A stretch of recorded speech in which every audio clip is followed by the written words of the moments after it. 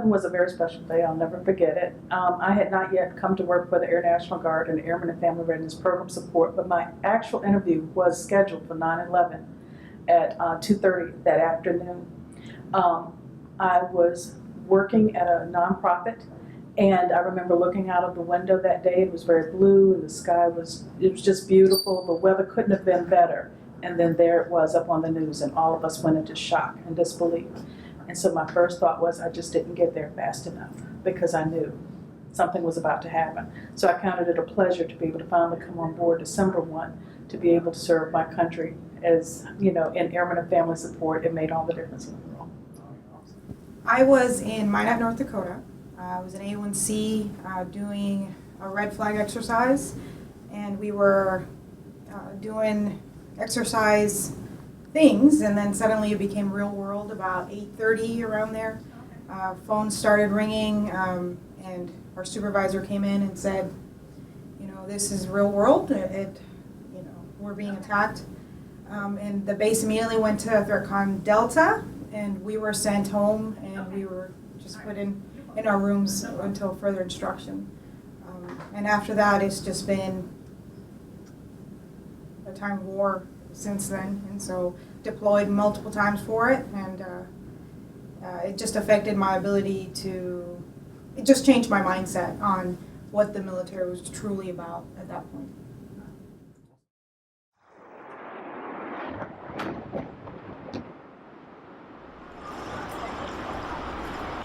When the Twin Towers attack occurred, I was in English class in my elementary school in Queens. I was 10.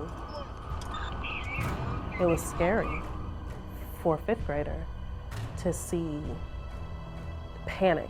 That's what I remember. I remember panic. And I had never seen anything like it before.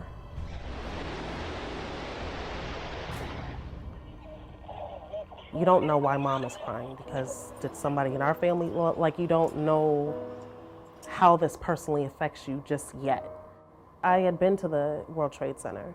My mom used to take me when I was a little girl, and there was a restaurant on the top of one tower that would spin, and my mother took me there, and I have those memories.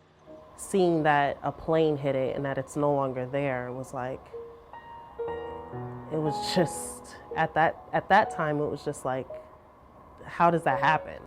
You realize this can happen anywhere, at any time, any day, and you have to be careful. You just get goosebumps driving, going back, and not even being there anymore. It didn't hit me in that powerful way until after I joined the military. If this were to happen again, I'll have something to do with it, even if it's a small part, and that part makes me proud. I'm helping defend. The way I understand it is that in a time of crisis, if we're being attacked, we're all gonna jump together to do what needs to be done, whether you're a military member or a police officer or whatever the case. We're all gonna stick together and help respond, or whatever needs to be done. So as a country, and in the time of crisis, that's all that matters. This is a day when all Americans from every walk of life unite in our resolve for justice and peace. None of us will ever forget this day. Yet we go forward to defend freedom and all that is good and just in our world. It will be said that we kept the faith, that we took a painful blow, and we emerged stronger than before.